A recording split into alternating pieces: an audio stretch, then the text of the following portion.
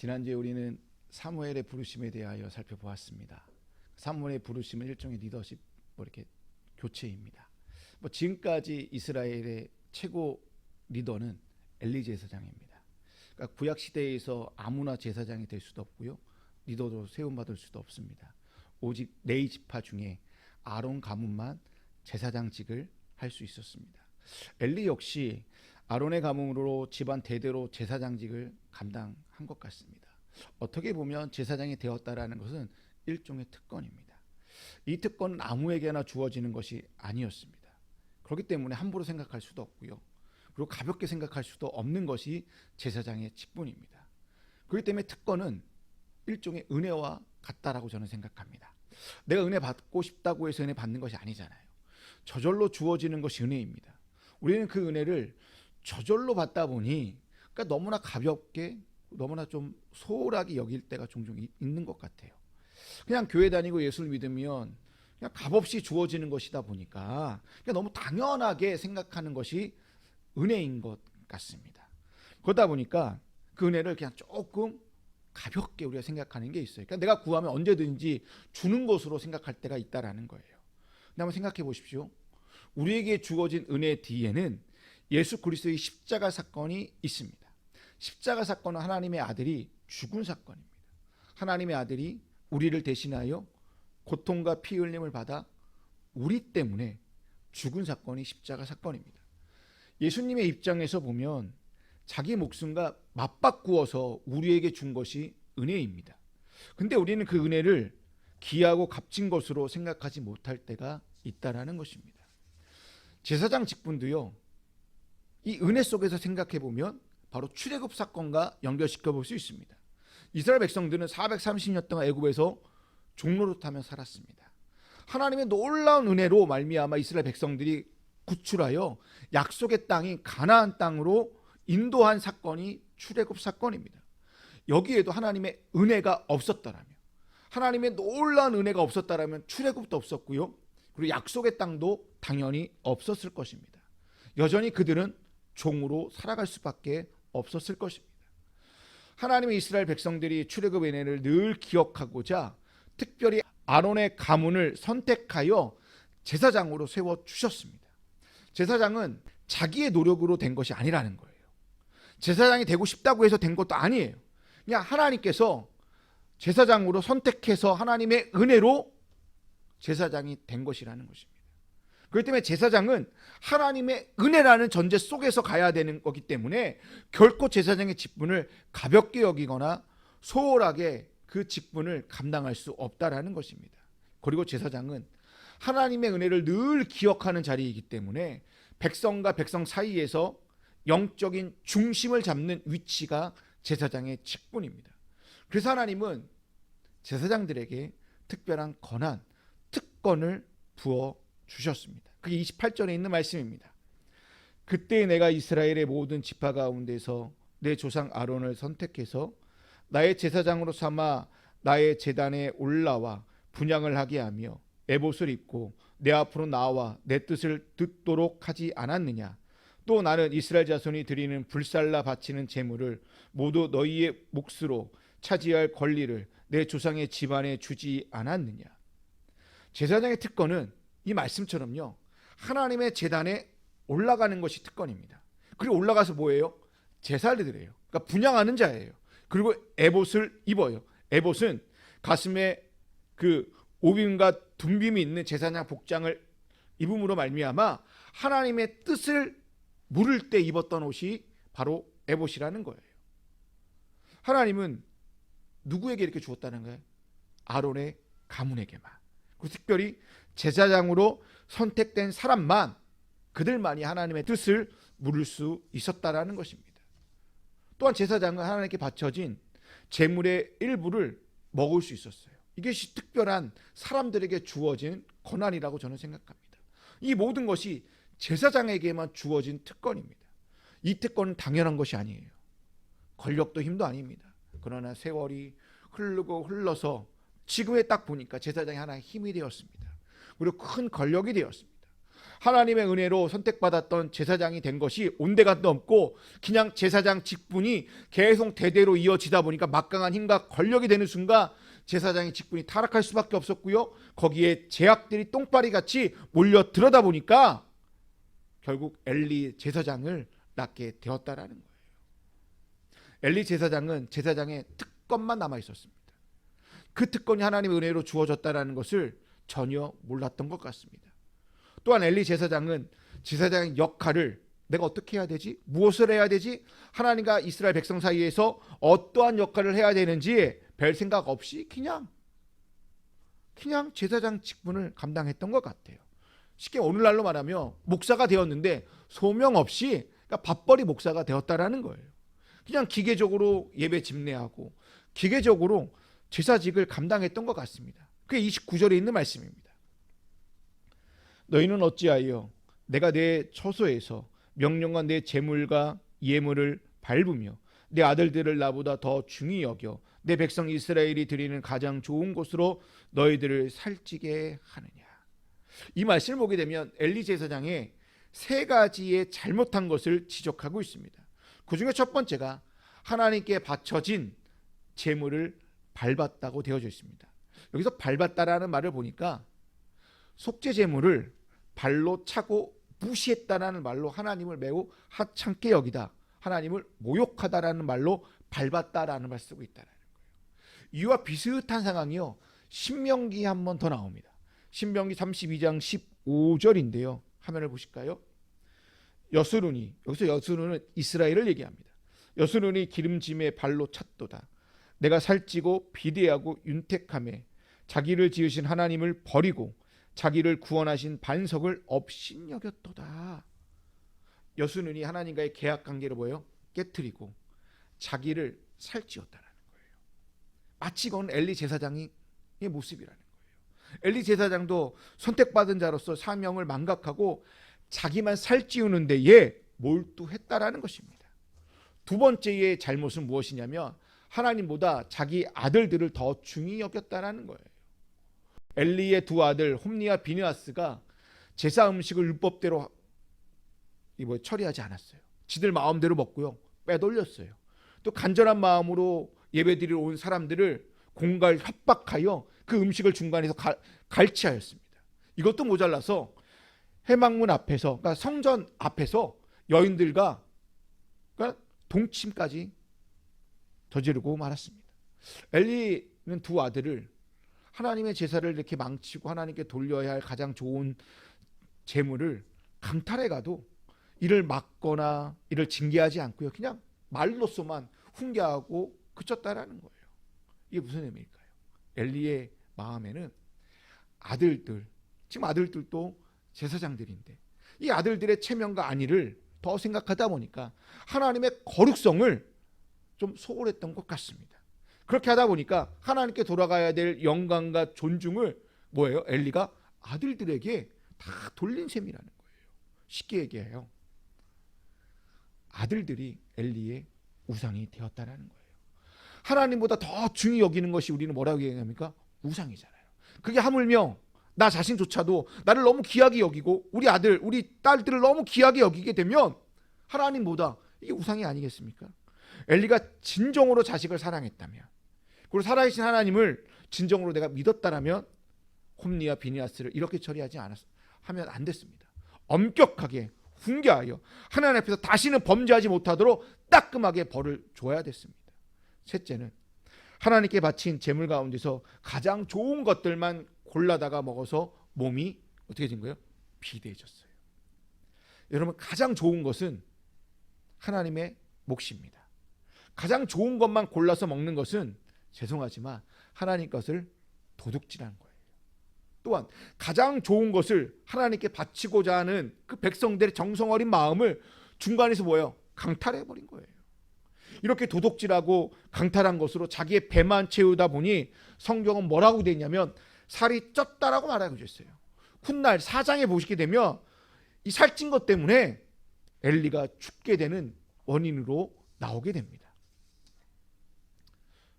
사무엘상 저자는 엘리와 두 아들을 통해 우리에게 말하고 싶은 건 딱 한 가지입니다.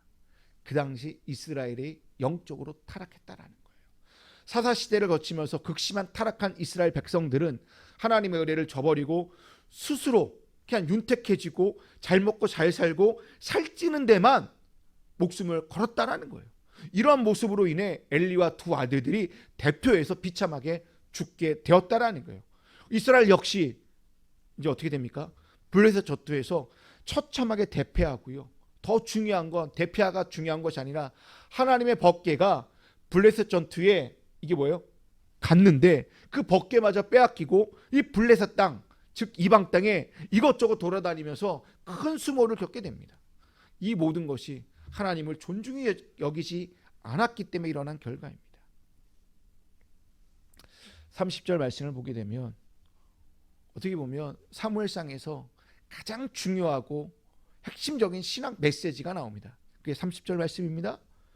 나를 존중히 여기는 자를 내가 존중히 여기고 나를 멸시하는 자를 내가 경멸하리라. 이 어떻게 보면 사무엘상의 주제 성구라고 볼 수 있습니다. 여기서 우리가 집중할 부분은 존중이 여기다는 말이에요. 이 존중이 여기다는 말이 히브리어로 카바드라는 말이에요. 이 카바드라는 말이 하나님이라는 말과 함께 쓰여질 때는 하나님의 영광이라는 말로 이렇게 재해석될 수 있습니다.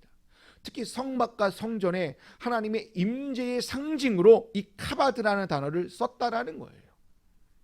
그러므로 영광이 우리 눈에 보이지 않잖아요. 하나님의 영광이 이렇게 하늘에서 이렇게 구름같이 임하는 모습이 성막이든 성전이든 이렇게 무겁게 임하는 것처럼 느껴지다 보니까 카바드라는 그 영광의 단어에는 무겁다라는 뜻도 있어요. 그리고 그 외에는 카바드라는 이 단어가요, 뚱뚱해지다, 중하게 여기다, 무겁게 짓누르다, 완악해 지다라는 뜻도 있다라는 거예요. 근데 이 말이 사무엘상에 다 나와요. 또 카바드와 반대되는 말이 멸시하다라는 말로 히브리어로 칼랄이라는 뜻인데요. 이것은 가볍게 여기다, 무시하다라는 말이래요. 여러분, 왜 사무엘상에서 이 존중과 멸시를 대조하고 있냐면 사무엘상은 처음부터 끝까지요, 누가 존중히 여기고 누가 멸시하는 자인지를 처음부터 보여주고 있어요. 1장에서부터 말하고 있는데요, 한나와 엘리를 비교하고 있고요, 그리고 사무엘과 엘리의 두 아들을 비교하고 있고요, 나중에는 다윗과 사울을 대조하여서 누가 하나님을 존중히 여기는 자이고 누가 하나님을 멸시하는 자인지를 사무엘상은 처음부터 끝까지 계속 대조해서 보여주고 있다는 것입니다. 아무튼 사무엘상 초반에 하나님의 그 영광이시나 이 카바드라는 단어가 정말 조롱하는 단어로, 조롱의 모습으로 여러 군데서 사용되고 있는데 사무엘상 저자는 이 카바드라는 단어를 일종의 말장난처럼 엘리 제사장 가문의 심판의 의미를 극대화시키기 위해서 이 단어를 여러 번 사용하고 있다는 거예요. 화면을 보실까요? 우리가 좀 전에 봤던 29절에 내 아들을 더 중하게 여기다, 이것이 카바드라는 단어예요. 그리고 30절에서 존중히 여기다 또는 존중히 여기는 자, 4장 18절에 엘리가 죽을 때에 비대한 까닭에 무겁다, 뚱뚱하다라는 말로 해석했고요. 4장 21절에는 영광이 떠나가다, 이가봇 안에도 카바드라는 단어를 집어넣었다는 거예요. 4장 22절에는 이스라엘에서 영광이 떠났다, 이 말은 무슨 말이냐, 이스라엘의 영광이 어디 있느냐라는 말로 이렇게 해석했다는 거예요. 이것이 여기만 끝나는 게 아니라 5장 6장에서도요, 법계에서도요, 이 말을 계속 사용하고 있다는 거예요. 여러분, 존중이 여기다는 이 카바드, 영광이라는 이 단어가 엘리 가문에 다양하게 지금 저자는 사용하고 있어요. 무슨 말일까요? 엘리가 영적으로나 육적으로 지금 비만해져서 뚱뚱해져서, 그리고 자기 아들들을 하나님보다 더 중요하게 여겼기 때문에, 중하게 여겼기 때문에 엘리 집안이 폭삭 망했다라는 거예요. 그리고 더 중요한 건, 망한 게 중요한 거 아니라 엘리 집안이 여호와의 영광이 떠나가 버렸다라는 거예요. 이보다 더 끔찍하고 더 심한 심판은 없을 거라고 생각되어집니다. 제가 설교를 준비하면서 제일 많이 고민한 것은 하나님을 존중히 여기다라는 이 말입니다. 무엇이 하나님을 존중히 여기는 것일까? 어떻게 하면 우리가 하나님을 존중히 여기는 자가 되고 이 땅에서 우리가 하나님을 존중히 여기며 사는 삶은 도대체 무엇일까를 제일 많이 고민했어요. 뭐 다 나름 생각하는 것들이 있을 것이고, 이렇게 하는 거고 저렇게 하는 것이 하나님을 존중하는 삶이라고 다 생각하는 것들이 있을 것입니다. 제가 생각할 때는 하나님을 존중히 여기는 것은 하나님의 관점에서, 다른 말로 말하면 하나님의 시선에서 보자라는 거예요. 하나님의 관점에서, 하나님의 시선으로 볼 때 하나님을 존중히 여기는 것이라고 생각되어져요. 이게 무슨 말이냐? 우리는 내가 좋아서 예배를 드려요. 내가 좋아서 하나님을 사랑해요.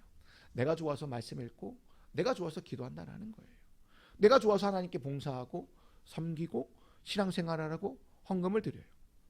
우리는 이것을 하나님께 드려진 삶이라고 우리는 자신 있게 얘기한다는 거예요. 왜요? 과연 그럴까요? 여기에 포인트는 내가예요.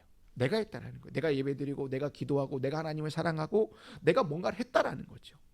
내 생각 이렇게 하면 하나님이 좋아하겠지, 우리 생각에 이렇게 하면 하나님께서 기뻐하시겠지라는 이 생각이 하나님을 존중히 여기는 것이 아니라는 거예요.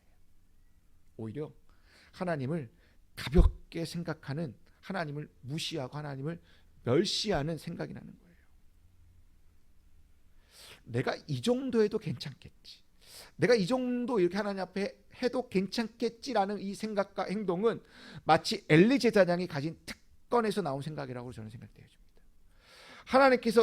하나님께 이렇게 해도 괜찮겠지라는 생각은 엘리의 두 아들과 엘리 제사장이 저지른 죄악이라고 생각합니다. 자기들 멋대로 내가 제사장이니 어차피 하나님께 드려진 재물 가운데 일부는 내 것이니까 내가 이것을 먼저 취하고, 내가 이렇게 취하는 것이 뭐가 문제가 돼? 그리고 하나님께 예배 드렸잖아, 이거 당연한 거 아니야? 라고 생각하면서 하나님께 당연히 예배를 받으시겠지라는 생각이 하나님께 이렇게 해도 괜찮겠지 하는 생각이라고 저는 생각되어집니다. 여러분, 존중이 여기는 것에 대해 내가 절대로 있을 수 없어요. 나라는 것이 절대로 있을 수 없습니다. 하나님이 좋아하는 것을 해드리는 것이 존중이 여기는 것이라고 저는 생각합니다. 하나님의 관점에서 생각해 보면 이렇게 하면 하나님께서 좋아하실까? 저렇게 하면 하나님께서 싫어하실까를 늘 생각해야 된다는 거예요. 이 말도 어려워요. 좀 쉽게 생각해 볼까요? 하나님이 좋아하는 것이 우리는 제대로 알지 못해요. 솔직히 저도 잘 모르겠어요, 하나님 무엇을 좋아하는지. 근데요, 하나님이 좋아하는지 싫어하는지 알 수 있는 그 방법이 있어요. 제가 생각할 때 그 방법은 사람들의 마음이 지금 어디에 향하고 있고 어디에 관심이 있는지를 보면 알 수 있다는 거예요. 쉽게 얘기해, 성도들의 마음이 좋다는 곳에 하나님 마음이 거기에 있다라고 저는 생각되어집니다. 이 부분에 있어서 조금만 상식선에 생각하고 이성적으로 생각해 보면 바로 알 수 있어요. 몇 가지 예를 들어볼까요? 교회 세습 문제예요. 그리고 목사들이 세상 정치에 직접 참여하여 정당을 만들고 정치하겠다고 하는 것, 이번 선거 때도 나왔잖아요. 이렇게 하면 되나요, 안 되나요? 대부분의 교인들은 거기에 대해서 명확하게 답을 내리고 있어요. 또 교회 주변에 아프고 힘들고 고통당하는 자들과 함께 해야 되는가요? 아니면 우리들만 즐거우면 되나요? 내일이면 세월호 10주기가 됩니다. 세월호 사건을 보게 되면 여전히 마음이 아픕니다. 눈물을 흘릴 수밖에 없고요, 하루속히 진상규명이 되기를 그 바라는 마음만이 가득합니다. 근데 이런 마음도 있을 것이고요, 어떤 사람들은 그만 얘기하자, 10년 얘기했으면 됐잖아, 그리고 언제까지 세월호를 가지고 얘네가 정치적으로만 얘기할 거야, 정치적으로 매몰시키려고 한다면 여러분 어떻겠습니까? 제가 말하는 것뿐만 아니라 하나님 마음이 어디에 향하고 있는지를, 그리고 예수님의 삶이 어디를 향하고 있는지를 알면 하나님을 우리는 존중히 여길 수 있을 거라고 생각이 되었습니다. 하나님의 마음은 예수님이 향하는 곳에 있다라는 것입니다. 바로 예수님이 향하는 곳이 어디입니까? 바로 십자가잖아요. 그럴 때 하나님의 마음은 십자가의 밑으로 향하고 있다라는 것입니다. 십자가 밑에는 어떠한 인간이든 무슨 일을 하는 사람이든 어떠한 취향과 어떠한 성격을 가졌든지 아무것도 중요하지 않습니다. 그냥 십자가 밑에는 하나의 인간으로 그냥 다 같은 죄인에 불과하다는 거예요. 십자가 밑에 우리가 가지고 오는 악행, 제약, 부패, 폭력을 가지고 올 수밖에 없고요. 그 십자가 밑에는 내가 내 마음에 있는 차별과 미움, 시기, 질투, 갈등, 원망, 또 분노, 경쟁 같은 그 마음을 내가 가지고 온다라는 거예요. 그리고 내가 지금 너무나 원하고 있는 만물과 물질을 가지고 십자가 밑으로 가지고 다 온다라는 거예요. 그렇지만 그 십자가 밑에는 하나님의 은혜가 있는 곳이기 때문에 이 모든 것이 희석되어 오직 은혜만 존재할 수밖에 없다라는 거예요. 그 은혜가 흘러 우리에게, 그리고 세상 구석구석에 들어가 하나님 나라로 세워지게 되고 그 은혜를 입은 사람들이 살아가는 삶이 바로 하나님을 존중히 여기는 삶이라고 우리는 말할 수밖에 없습니다. 이렇게 존중히 여기며 사는 삶은 다음과 같은 묵상과 깨달음으로 이어질 것입니다. 화면을 보실까요? 이것을 읽고 마치겠습니다. 한번 천천히 여러분들도 한번 속으로 되새겨 보십시오. 내가 개판인데도 하나님이 나를 통해 아름다운 일을 하신 것 같다라는 깨달음이 올 때, 복음의 자비에 너무 세게 부딪혀서 원수를 미워할 수 없을 때, 쓰레기 같은 내 모습에 발목이 붙들려 다른 사람의 죄를 비판할 수 없을 때, 외면하고 싶지만 타인의 고난을 증언하지 않을 수 없을 때, 누군가가 자격 없는 나를 용서했는데 자신도 은혜에 붙들렸기 때문에 그리할 때, 세상에 끔찍한 일이 벌어져 도무지 말할 데도 없고 이해할 수도 없는데 다만 내게 일단의 사람들이 있어 그들이 매주 나와 함께 모여 학내 총기 난사 같은 참사로 인해 애통하며 기도할 때, 내가 선택해서 사랑할 사람은 절대 아니지만 하나님이 내게 그분의 사랑을 가르치려고 보내신 사람을 사랑한다고 결국 내가 변화될 때, 이게 최근에 나온 어쩌다 거룩하게 나온 이 책에 있는 내용입니다. 여러분, 여기에 나온 이야기들이 저와 여러분의 삶의 묵상과 깨달음으로 이어져서, 그래서 이 시대에 하나님을 존중히 여기며 살아가는 저와 여러분이 다 되시기를 주님의 이름으로 축원드립니다.